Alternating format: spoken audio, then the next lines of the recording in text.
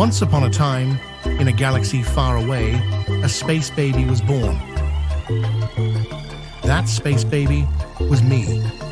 In this life, my name is Marvin, but in all my lives, I am Baby Ranger. To be a Baby Ranger ordinarily means to be a hero, a friend, but this life was anything but ordinary. But one thing I was sure of was that this was going to be an adventure, a space adventure. You see, I was new to space life. My family dressed me in a spacesuit, called me cute, and then went off to perform some sort of space ritual. A slug,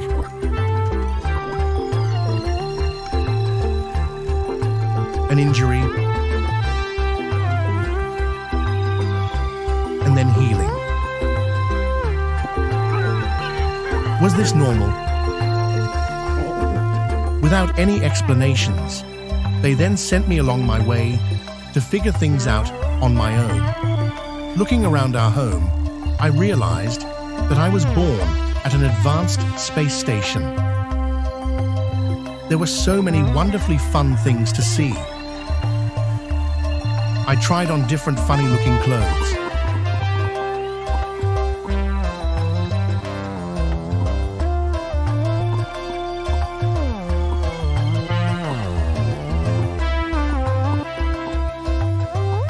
I found and made friends with alien cats. There were blobs named Boop. I even found Floofamugans.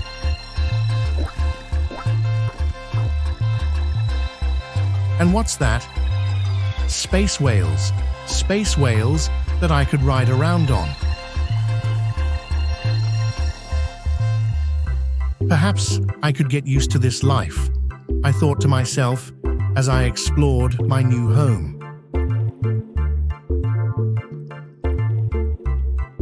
However, being a baby ranger, it wasn't long before I wanted to be useful to my family. I wanted to help them out in any way that I could. The only problem was, I had no idea what anything was, and no idea what I could do with it. That's when I asked my sister. I told her I was new, and she asked me if I wanted to learn how to cook. Yes, of course. What better way to help out my family than to make sure they didn't go hungry? After all, you cannot be a proper space adventurer if you are hungry.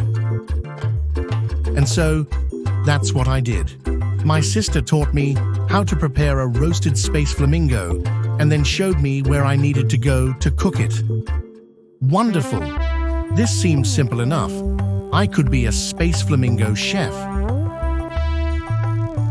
However, as the bird was cooking, I suddenly became dizzy. Everything looked green. My sister told me I had accidentally inhaled toxic gas. I would need food to recover, or else that would be the end of my space adventuring flamingo chef days. We panicked and ran towards some wild foods. She fed me until I felt better again. Then we retrieved my cooked flamingo and went back home to finish preparing it.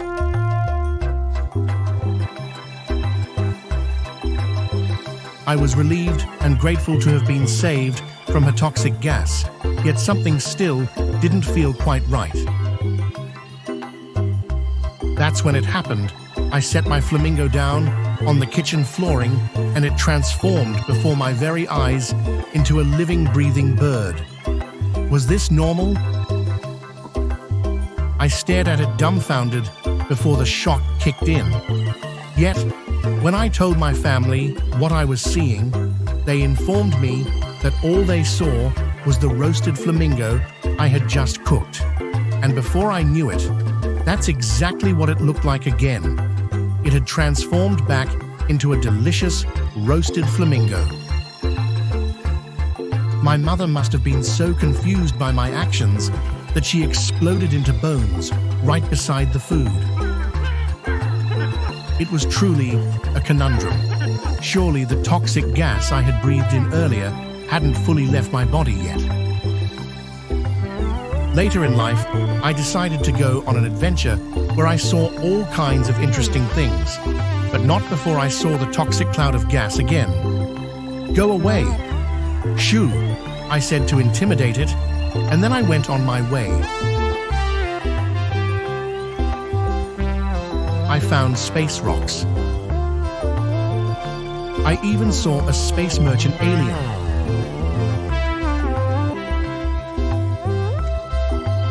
Then I ate a space spider.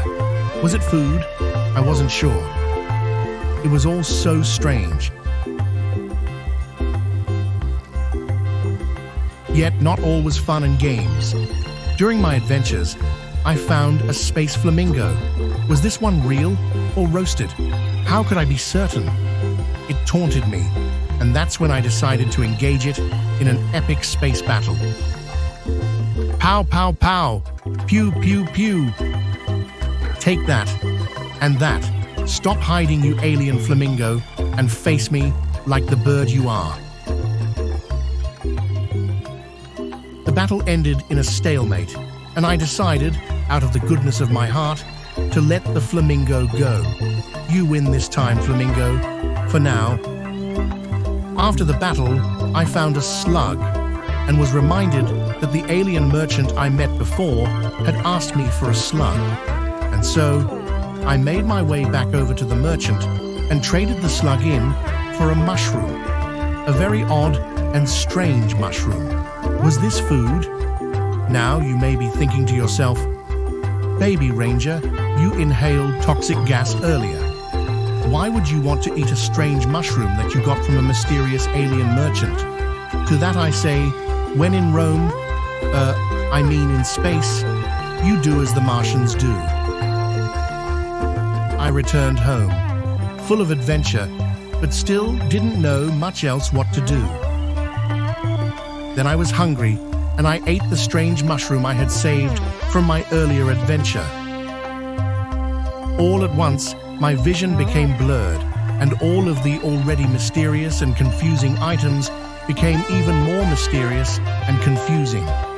I grew extra eyes on my head. The space whales looked funny. The Flamingo looked funny. My family looked funny. And there, standing amongst it all, was the only entity that looked normal, my nemesis, the space flamingo. "Not today, flamingo. I know your true self. You're just a food." And so it was. It wasn't until my dying days that I learned how to defeat my nemesis.